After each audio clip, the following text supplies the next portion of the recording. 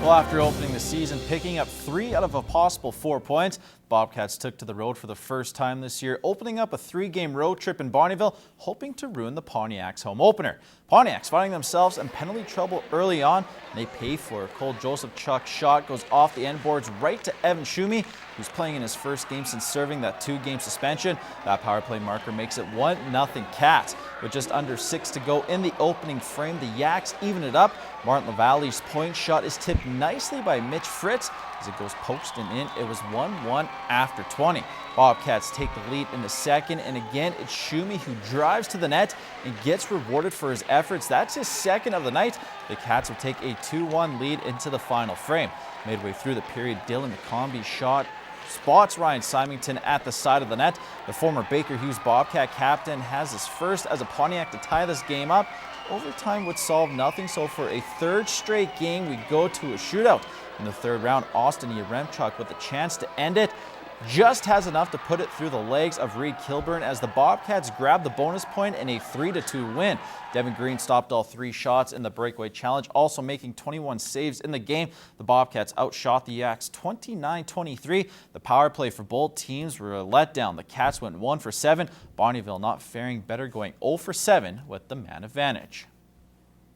Turning our attention to the gridiron now, the Holy Rosary Raiders kicking off their season last night. Now last year, they lost a heartbreaker in the Wheatland Football League final to the St. Paul Lions, but they didn't have to wait very long to get redemption, playing them in their home opener. In the first Raiders opening possession, Andrew Kalfas breaking tackles for a huge gain, eventually stopped inside the 15-yard line.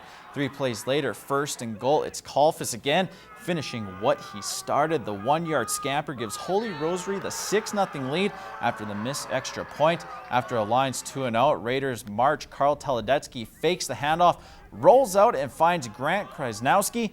13-0 Raiders. The silver and black keep on rolling on offense. Teledetsky to Zach Dzadnik making the basket catch and showing off a couple moves. He would be tackled at the St. Paul 20-yard line.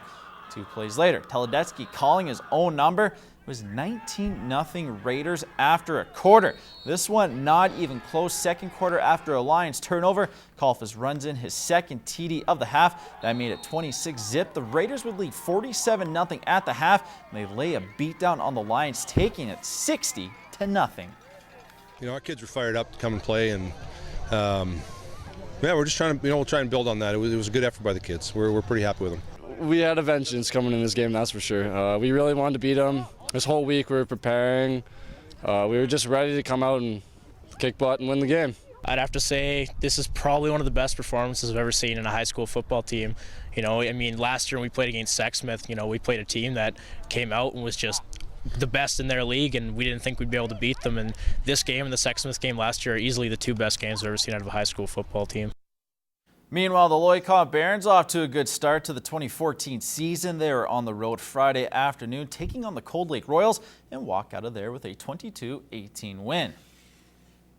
All right, to the pitch now as both the men's and women's wrestler soccer teams were in action this afternoon, taking on Red Deer College. We'll start with the women's squad, who were looking for their first win of the season after dropping their opening 2 games last week. Red Deer would open the scoring in the first half, but before the first 45 minutes was up, Hannah Henry would knot things up, and that's all the scoring we would see, as the ladies do pick up a point with a 1-1 draw. After the game, the team talked about picking up their first point against Red Deer in school history on the women's side. We grinded this game out.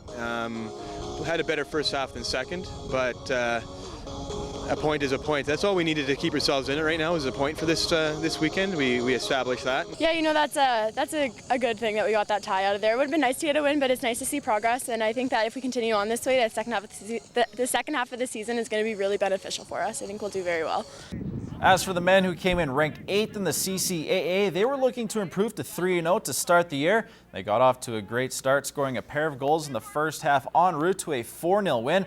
Both teams are in action next Saturday in Lethbridge.